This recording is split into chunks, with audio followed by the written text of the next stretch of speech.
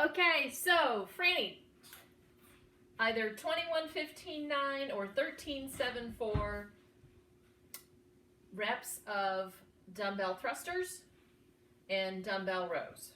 Okay, so let's go over the dumbbell row first. With your dumbbell row, I want to make sure that you're engaging your lats when you use this. Okay, so when you get that nice bent over position, you're protecting your spine, keeping your low back flat.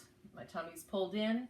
I'm keeping my shoulder blades pushed down my back, and I'm squeezing, pushing them down. All right, squeeze.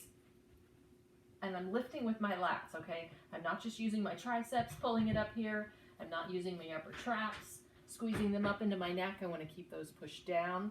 All right, so that motion first comes from my lats, and then I pull through with my triceps, okay?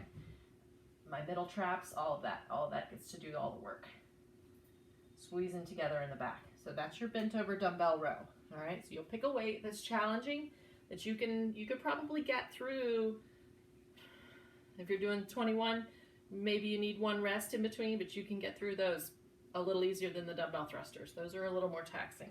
So your dumbbell thrusters, I recommend on the first one that you clean it. All right, so if you start, you're going to pick your dumbbells up from the ground. You hit the timer, you pick them up from the ground. You pick them up, you clean them to your shoulders and drop into a squat, and then blast off overhead.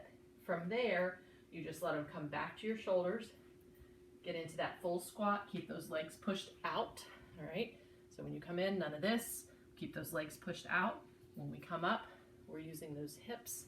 We're gonna put them into full extension, and that helps propel the weight overhead. So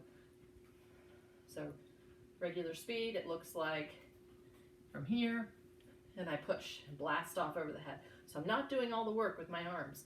That momentum from my hip extension is helping. Drop into my full squat and up, all right?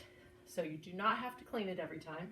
Just that first time, I recommend saving yourself some, being more efficient. Grab it, grab your squat, push it up. Squat and push it up, all right? So pick a moderate weight dumbbell, one that's slightly challenging for you, and I want you to try to string together as many thrusters as you can. So if you need to, if you're going to go for the 13, maybe you can get it done in 7 and 6. If you're going for the 21, maybe try to break it up into 7s. But pick a weight that's challenging, that makes you have to use your hips. You get too light, then you're just kind of using your arms to muscle through it. So pick something a little heavier and have fun with it.